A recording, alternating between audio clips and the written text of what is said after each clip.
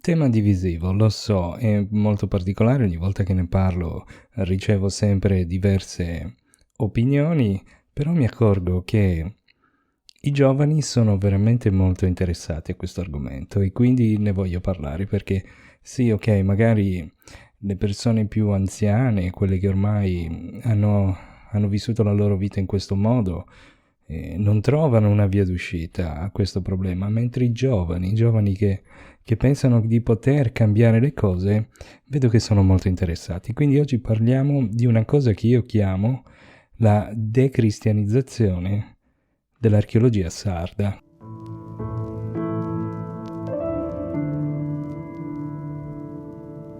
La differenza fra cristianizzazione e sincretismo deve essere chiara a tutti prima di affrontare questo discorso, perché solitamente ci si parla di sincretismo. Come spiegato nell'altro podcast, non è la stessa cosa, ci sono delle differenze e quello che abbiamo in Sardegna non è assolutamente sincretismo.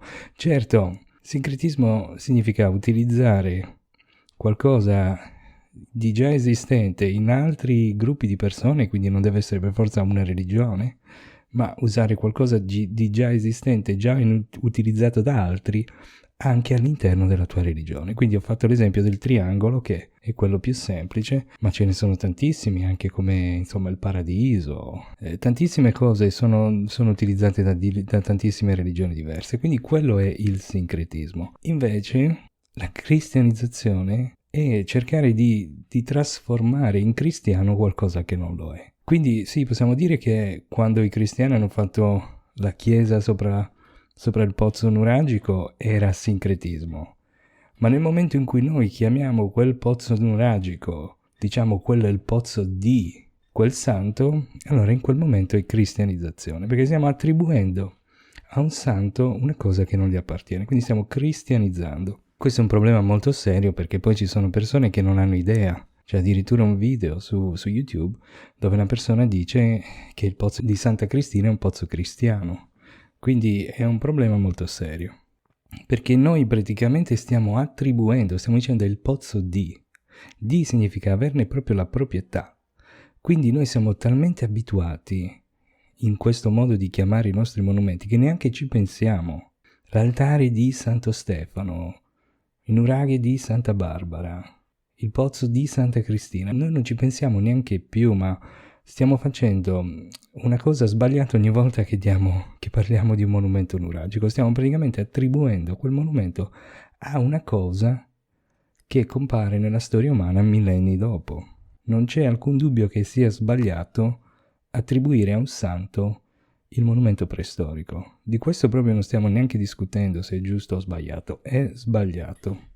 E poi ha tante ricadute negative su tutto quello che noi facciamo per promuovere la nostra storia. Infatti noi diciamo, ma la nostra storia deve essere ancora ben scoperta dalle persone, bisogna parlarne di più, bisogna promuovere di più, cioè, in realtà la nostra storia, la storia della Sardegna non esiste proprio agli occhi delle persone.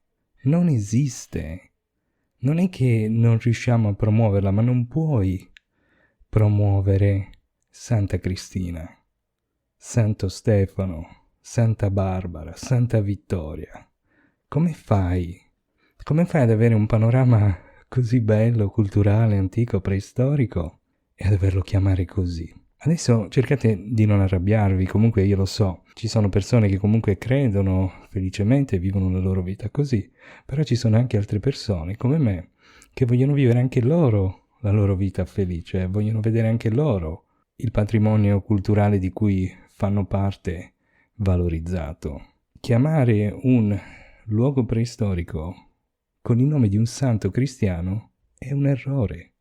Non c'è alcun modo di vederla in un modo positivo. Le prime obiezioni che di solito vedo quando parlo di questo mi dicono, vabbè, ma noi dobbiamo rispettare la storia del posto perché lì sono passati anche i cristiani, hanno fatto questo intervento e noi dobbiamo continuare a parlare di questo intervento e quindi dobbiamo rispettare questo intervento. C'è subito una prima cosa che entra in gioco qui. Quindi chi fa questa obiezione sta accettando che qualcuno abbia dato un nome diverso al luogo in epoca moderna, diciamo, i cristiani. Quindi sta accettando che il nome si può cambiare, in effetti, di quel posto. Perché qualcuno ha preso la decisione di chiamarlo Santa Cristina a un certo punto. Quindi stiamo dicendo che si può. I sardi di oggi possono azzardare la loro opinione sul nome di questi luoghi. E il nome di questi luoghi deve riflettere la loro vera natura.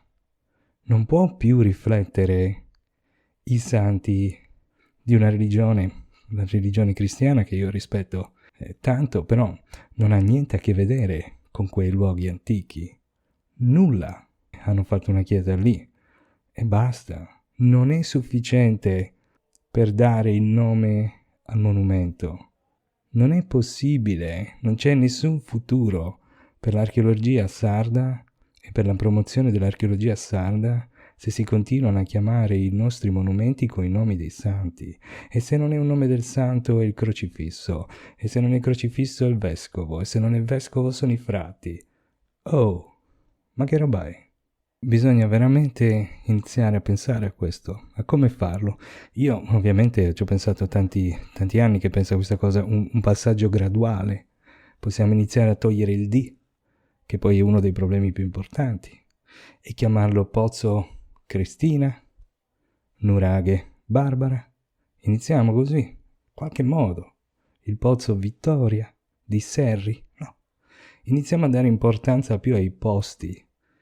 Il pozzo nuragico di Pauli Latino, piuttosto che il pozzo di Santa Cristina, ma scusate. Ma sapete chi era Santa Cristina poi? Era una santa di Bolsena. La storia è una storia horror, come tutte le storie dei santi, sono le storie più bizzarre che esistono, perché le hanno scritte pensando che poi noi nel futuro ci avremmo ancora creduto a quelle cose, ma ovviamente non è così. E hanno fatto di tutto a Santa Cristina. L'hanno veramente... non so, l'hanno uccisa un gruppo di persone e quella è la sua storia. Andatevela a leggere, è bruttissima. Immaginate se poi dovessimo attaccare una storia del genere al nostro patrimonio, che poi è quello che succede gran parte delle volte perché ci sono delle guide che danno veramente troppa importanza alla parte cristiana e a volte la mischiano. Ci parlano un po' della fonte della statuina, della Madonna, della cosa, cose che onestamente secondo me rovinano il racconto e ti fanno proprio perdere la magia. Perché la maggior parte della gente che va in giro a cercare la preistoria non va in giro a cercare le chiese. Cioè questo non è nulla di grave, però è una cosa tecnica. Nessuno di quelli che sognano l'Egitto, Machu Picchu e tutti gli altri posti bellissimi del mondo non vengono qui per Santa Cristina. Lo capite come se le cose del mondo si chiamassero tutte con nomi dei santi come in Sardegna, sarebbe diverso l'approccio mondiale a certi beni. Pensate a Stonehenge. Se Stonehenge si chiamasse Santo Stefano, sicuramente molte meno persone sentirebbero l'interesse a preservare e ad amare questo sito. Come pensate che gente che magari è anche totalmente di una religione completamente opposta a quella del cristianesimo, per dire, come pensate che si innamori o che parli felicemente di una cosa che si chiama Santa qualcosa? Santa Cristina, per dire. È proprio un rifiuto totale. A queste persone non interessa la storia della religione cristiana, non interessano i santi e molte persone neanche si interessano a capire che quello che in realtà ha un nome cristiano è un monumento preistorico. Un po' come succedeva a me da piccolo. A me non piaceva andare in giro perché era sempre santo quello, santo quell'altro, ogni volta mi sembrava di andare in chiesa. Questo stress ad andare nei posti, adesso ce l'ho ancora perché comunque è brutto, io parlo di queste cose tutti i giorni e sono santo lì, santo qui. È proprio sbagliato, è come se tu volessi fare un campo da calcio ma fuori scrivi pallacanestro, cioè la gente non ci arriva a dire ma vuoi vedere che diamo uno sguardo dentro, magari stanno giocando a calcio, no? Cioè noi dobbiamo chiedere uno sforzo ulteriore di comprendere che quel patrimonio storico non ha niente a che vedere con i santi. Questa è una cosa impossibile da fare. Sembra che la gente non abbia alcun interesse nella storia della Sardegna, ma non è così, è che la storia della Sardegna è oscurata da questi nomi eccessivamente cristianizzati di ogni singolo monumento, perché questo è un problema che va a colpire il 90-95% dei monumenti. E quindi ogni volta c'è il cartello che magari porta a un monumento preistorico e a fianco, boom, il cartello enorme con una croce gigante, chiesa di santo quello. E uno dice, ah no dai vabbè lì c'è una chiesa, non ci andiamo dai. È sempre così, ogni cartello di un monumento c'è il cartello della chiesa enorme a fianco che confonde, fa perdere forse anche l'interesse a entrare a vedere cosa c'è, almeno secondo il mio punto di vista. Poi certo ci sono anche quelle persone che vanno in giro a cercare le chiese ma non corrispondono con le persone che vanno in giro a cercare la preistoria, o almeno non quella persona che vuole l'avventura, che vuole sentirsi nella natura, vuole vedere cose che sono state fatte prima ancora che esistesse la scrittura. Non gli interessa vedere la cappella, per quanto sia bella, per quanto sia antica. Si può trovare una soluzione. E poi c'è una cosa, anche tutto il resto dei nomi sono un po' così, perché se da una parte abbiamo santi, preti, frati e quant'altro, dall'altra poi abbiamo fate, orchi e giganti. Vedete bene, anche lì si fa scappare via la gente, perché quando si parla di queste cose, ovviamente nessuno crede che siano le fate o gli orchi o i giganti, però anche chiamandolo così, sembra la saga della cazzata, scusatemi, passatemi il termine, cioè sembra veramente una presa in giro. Dobbiamo comunque iniziare ad aprirci un po' di più, dobbiamo rallentare con questa cristianizzazione che è ancora in corso perché vabbè, da poco la chiesa è entrata nella fondazione Monteprama. Io sono sicuro che a un certo punto lì verrà fatta una cappella da qualche parte. Sicuro. Cioè, anche a Monteprama verrà cristianizzato. A un certo punto faranno una cappella, sicuro. Da qualche parte diranno, vabbè, facciamo una cappella. A parte che quelli erano già terreni suoi, quindi aveva già preso possesso dell'area. Però così fanno. Piano piano cristianizzano il monumento. Infatti adesso hanno riaperto l'ipogeo di San Salvatore, che è diventato cristiano all'improvviso. Anche lì la cristianizzazione. Quello è un luogo antico, nuragico almeno, forse pre-nuragico, non so, comunque è antichissimo. Anche lì c'è una cristianizzazione in corso enorme. Quella chiesetta lì ha l'unico scopo di chiudere, di essere sopra quel luogo antico, e di oscurarlo appunto. E quindi vediamo questa cristianizzazione sempre in moto, ragazzi, sempre in moto. Poi è anche in tutti i modi di parlare, anche per esempio la differenza con Stonehenge, dove appunto si parla di sciamani e qua si parla di sacerdoti, no?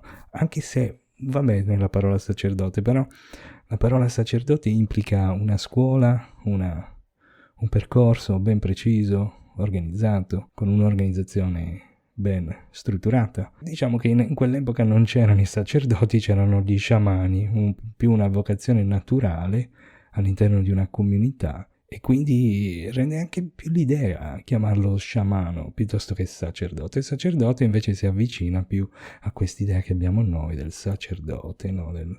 Quasi fra un po' lo chiamano prete. Quindi vediamo che c'è anche tutto parte del racconto viene comunque anche quello cristianizzato. Adesso addirittura si sta cercando di trasformare i nuraghi, anche quelli, in luoghi di culto. L'unica cosa della civiltà nuragica che per fortuna non era un luogo di culto, lo stanno trasformando in luogo di culto. È una cosa vergognosa. Nel prossimo episodio parliamo di nuraghi. Il nuraghi non può essere un luogo di culto perché una delle caratteristiche principali dei nuraghi è non essere raggiungibile facilmente, quindi abbiamo visto che i luoghi di culto anche in nuraghi c'erano spazi aperti, grandi terrazze, anche se in alto comunque ben aperti, un grande recinto per favorire l'afflusso, strutture ricettive, eccetera. Pensare che il nuraghi fosse un luogo di culto è proprio una pazzia estrema. E perché si pensa così? Perché appunto c'è quest'idea della chiesetta. Molti di questi vorrebbero che i villaggi nuragici fossero un po' come quelli sardi. La chiesa al centro, che si vede enorme, e poi tutto il villaggio attorno. Quindi anche lì c'è una cristianizzazione del nuraghe, la voglia di trasformare il nuraghe nella chiesa del villaggio. E questi sono tutti modi di vedere le cose che svalorizzano completamente la nostra cultura, la nostra storia o la storia di questa terra. Io dico la nostra storia, ma in realtà non è la mia, è la storia della Sardegna. Io contribuisco a questa storia per qualche anno su migliaia, decine di migliaia, e mi piacerebbe che si iniziasse già da subito a chiamare le cose con nomi più onesti. Basta. E ormai questa cosa non ha funzionato, siamo accorti che non ha funzionato. cristianizzare tutti i luoghi nuragici è stato un errore. Comunque, cosa ne pensate voi? Siete veramente così rispettosi di quello che hanno fatto queste persone che davvero pensate che non ci possa essere una soluzione? Cioè, siete veramente convinti che i sardi che hanno cambiato i nomi a questi monumenti, gli hanno dato nomi di santi, abbiano fatto una cosa giusta? Pensateci un attimo. È una delle cose peggiori che c'è da notare sulla civiltà nuragica e sulla nostra storia. È una delle cose peggiori. E noi possiamo iniziare a invertire la rotta, a dare dei nomi giusti a queste cose. E poi potrebbe essere anche un modo per promuovere.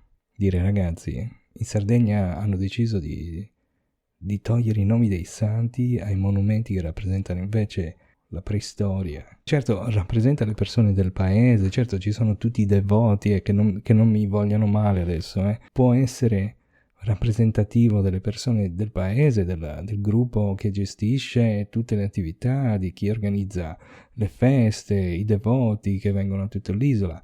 Però così, quello è Cristina, Santa Cristina Chiesa che deve fare quello. Invece il pozzo nuragico di Paolo in Attino deve fare tutt'altro. Non è che per soddisfare quelle centinaia o anche migliaia di persone che vogliono vedere in quel pozzo Santa Cristina, bisogna rinunciare invece a tutto il resto del mondo, che in quel pozzo vuole vedere invece la preistoria. Secondo me si può fare, ci vorrà tempo, ma soprattutto voglia di cambiamento. C'è un urgente bisogno di decristianizzazione e il primo passo verso la promozione della preistoria sarda. Non andate via dopo una cosa del genere, se vi siete un po' offesi, non arrabbiatevi. Sto dicendo praticamente nel podcast tutto quello che dovevo dire in alcuni video che stavo preparando ma che non ho ancora fatto, quindi alcune di queste cose poi usciranno anche nei miei video, cercherò di raccontarle. Grazie per essere qui, ci vediamo. Ciao.